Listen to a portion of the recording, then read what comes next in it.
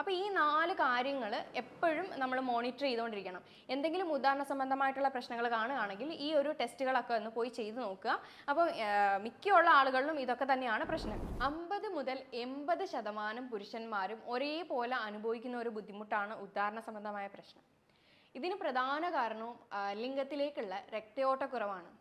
എന്തുകൊണ്ടാണ് രക്തയോട്ടക്കുറവ് വരുന്നത്, ഇത് നമുക്ക് എങ്ങനെ മനസ്സിലാക്കാം എന്നുള്ളതാണ് നമ്മൾ ഇന്നത്തെ വീഡിയോയിലൂടെ ഡിസ്കസ് ചെയ്യുന്നത്. എൻ്റെ പേര് doctor Sandrajith, medical officer, Prana nature care centre, കൊല്ലം.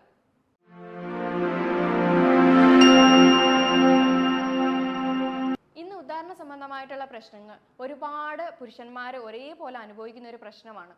ഇതിനകത്ത് തന്നെ ലിംഗം ഉദ്ധരിക്കാത്തതോ അതല്ലെങ്കിൽ അത് ലാസ്റ്റ് ചെയ്യാത്തതോ ഉള്ള അവസ്ഥയാണ് ഉദാഹരണക്കുറവ് എന്ന് പറയുന്നത്. അപ്പോൾ ഇങ്ങനെയുള്ള ഒരു സിറ്റുവേഷൻ ഒരുപാട് ആളുകൾ ഇന്ന് ഒരേപോലെ അനുഭവിക്കുന്നുണ്ട്. അത് അവരെ ഫിസിക്കലി ആണെങ്കിലും മെൻ്റലി ആണെങ്കിലും ഒരുപാട് തന്നെ ബുദ്ധിമുട്ടിക്കുന്നുണ്ട്. ഇവർക്കൊന്ന് പറഞ്ഞ് ട്രീറ്റ്മെൻറ്റ് എടുക്കാനോ സ്വന്തം പാർട്ട്ണറിനോട് പോലും പറയാനായിട്ടുള്ള ഒരു ബുദ്ധിമുട്ടാണ് ഈ ഉദാഹരണക്കുറവെന്ന് പറയുന്നത്.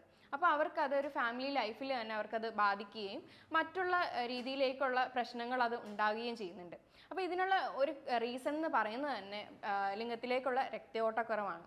അപ്പോൾ അത് എങ്ങനെയൊക്കെയുള്ള കാര്യങ്ങൾ കൊണ്ടാണ് അത് ഉണ്ടാകുന്നത് എന്നുള്ളത് നോക്കാം.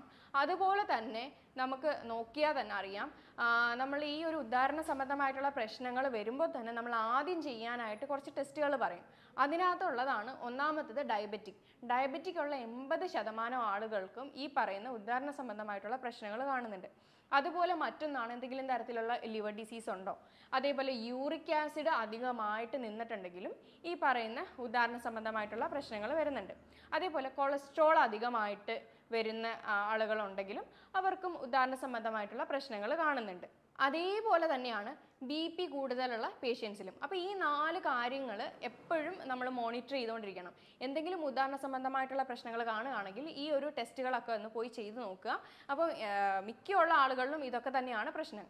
ഒന്നെങ്കിൽ ഒരാൾക്ക് ഡയബറ്റിക് ആയിരിക്കും, ചില ആളുകൾക്ക് അത് യൂറിക് ആസിഡിൻ്റെ പ്രശ്നം കൊണ്ടായിരിക്കും. അപ്പോൾ ഇതൊക്കെ മെയിനായിട്ട് അവിടെ ഉദ്ദേശം എന്ന് പറയുമ്പോൾ തന്നെ ഇത് ബ്ലഡ് ഫ്ലോ കൃത്യമായിട്ട് പോകുന്നില്ല, അവിടെ ബ്ലോക്കുകൾ ഉണ്ടാക്കുന്നു. അപ്പോൾ അങ്ങനെ വരുമ്പോഴാണ് ലിംഗത്തിലേക്കുള്ള രക്തയോട്ടം കുറയുന്നതും അവിടെ ഉദാഹരണ പ്രശ്നം ഉണ്ടാവുന്നതും.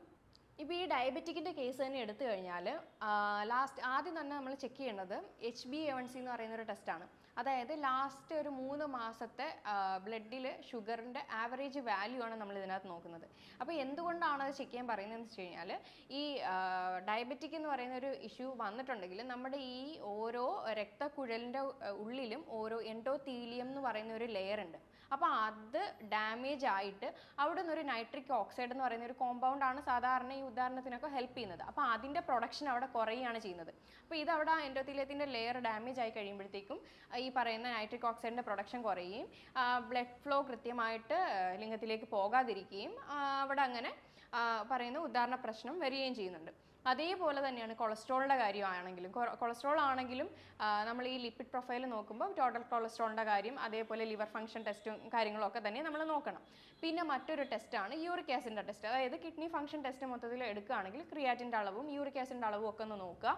അപ്പോൾ ഇതും നമ്മുടെ ബ്ലഡ് ഫ്ലോ റിലേറ്റഡ് ആയിട്ട് തന്നെയാണ്. അതും അവിടെ ഡാമേജ് വരുമ്പോഴാണ്, അതായത് അവിടെ ബ്ലോക്ക് വരുമ്പോഴത്തേക്കും ലിംഗത്തിലേക്ക് കൃത്യമായിട്ടുള്ള ബ്ലഡ് ഫ്ലോ പോവുകയും ചെയ്യില്ല. അപ്പോൾ അങ്ങനെ ഉദാഹരണ പ്രശ്നങ്ങൾ വരികയും ചെയ്യും. ഇനി മറ്റുള്ള കാരണങ്ങൾ എന്തൊക്കെയാണെന്ന് വെച്ച് കഴിഞ്ഞാൽ ഇത് സ്ട്രെസ്സുമായിട്ട് ഭയങ്കര റിലേറ്റഡ് ആണ്. നമ്മുടെ മെൻ്റൽ ഹെൽത്തുമായിട്ട് ഭയങ്കരമായിട്ട് റിലേറ്റഡ് ആയിട്ടുള്ള ഒരു കാര്യമാണ് ഉദാഹരണമായിട്ടുള്ള പ്രശ്നങ്ങൾ. സൈക്കോളജിക്കൽ റിലേറ്റഡ് ആണ്. അപ്പം അങ്ങനെ ഒരു തോട്ട് ഉള്ളിലുണ്ട്.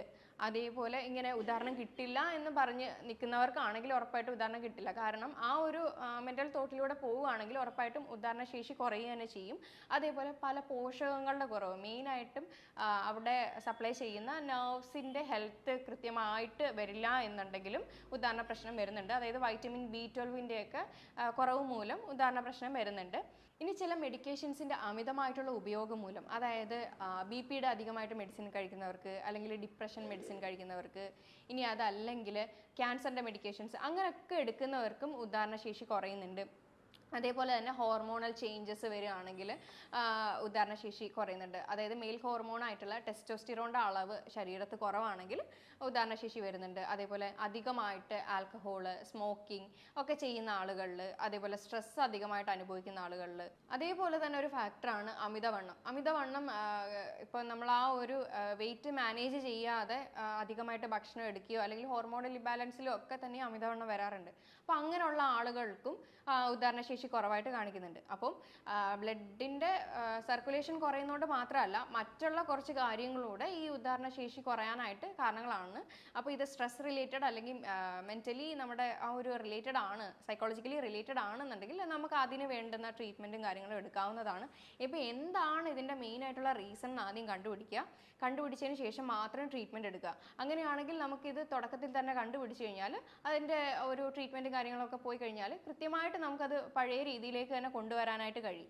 ഇനി ഇതുമൂലം ഉണ്ടാകുന്ന ഫാമിലി ഇഷ്യൂസും കാര്യങ്ങളൊക്കെ ആണെങ്കിൽ അതൊരു കൗൺസിലിംഗ് രീതിയിൽ എടുക്കാവുന്നതാണ്. ഇനി അതുപോലെ ഒബേസിറ്റി കാരണമാണ് ഉണ്ടാവുന്നതെങ്കിൽ നമ്മളത് മാനേജ് ചെയ്ത് കൊണ്ടുവരേണ്ടതാണ്. ഇനി അതല്ല, ഡയബറ്റിക്, അതേപോലെ കൊളസ്ട്രോള്, BP-യുടെ പ്രശ്നം, യൂറിക് ആസിഡിൻ്റെ പ്രശ്നം, ഇതൊക്കെ ഉണ്ടെങ്കിൽ ഇതൊന്ന് ആദ്യം മാനേജ് ചെയ്തുകൊണ്ട് വരിക. എന്നിട്ട് ഉദാഹരണ സംബന്ധമായിട്ടുള്ള പ്രശ്നത്തിന് ട്രീറ്റ് ചെയ്യുക. അതിനനുസരിച്ചുള്ള ഭക്ഷണങ്ങളും കാര്യങ്ങളും കഴിച്ചാൽ തന്നെ ഉദാഹരണം നമുക്ക് ലഭിക്കുന്നതാണ്. ബ്ലഡ് സർക്കുലേഷൻ ഇനി ലിംഗത്തിലേക്ക് കുറയുന്നതിൻ്റെ കുറച്ച് ലക്ഷണങ്ങൾ എന്തൊക്കെയാണെന്ന് വെച്ച് കഴിഞ്ഞാൽ, ലൈംഗിക ദൃഢത കുറയുക, ലൈംഗികത്തിൻ്റെ ഒരു ആഗ്രഹം കുറയുക എന്നുള്ളതാണ്.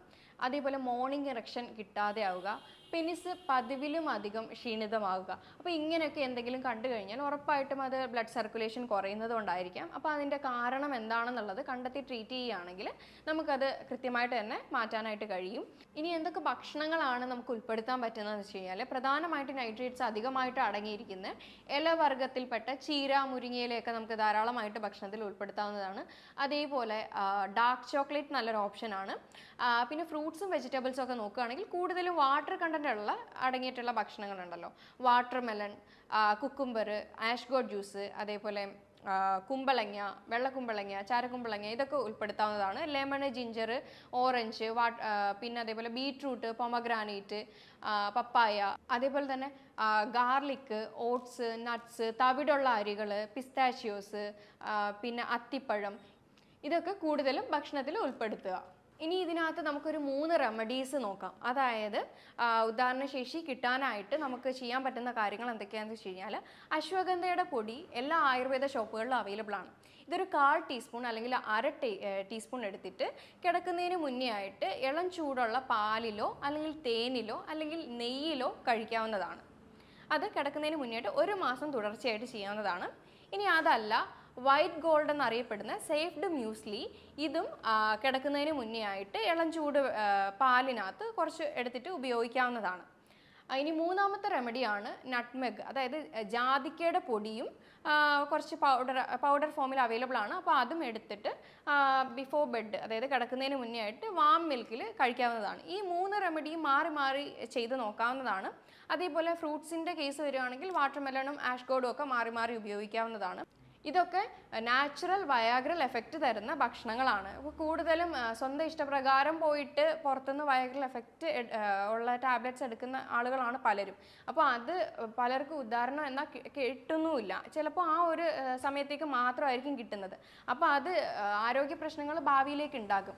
ആദ്യം എടുക്കുന്ന രീതിയിലായിരിക്കില്ല. ആദ്യം എടുക്കുമ്പോൾ ചിലപ്പോൾ ഉദാഹരണമൊക്കെ കിട്ടുമായിരിക്കാം, പക്ഷെ ഭാവിയിലേക്ക് പോകെ പിന്നെ അതെടുത്താലും ഉദാഹരണം കിട്ടാത്തൊരവസ്ഥയിലേക്ക് വരും. അതുകൊണ്ട് ആദ്യം തന്നെ ഇങ്ങനത്തെ എന്തെങ്കിലും സിറ്റുവേഷൻ കണ്ടു കഴിഞ്ഞാൽ ഒരു ഗൈഡൻസിൽ തന്നെ അതൊരു ട്രീറ്റ് ചെയ്യാൻ വേണ്ടിയിട്ട് ശ്രദ്ധിക്കുക. ഇനി ഇതിന് ചെയ്യാൻ പറ്റുന്ന എക്സസൈസ് അല്ലെങ്കിൽ യോഗാസനാസ് ഒക്കെ എന്തൊക്കെയാണെന്ന് നോക്കുക.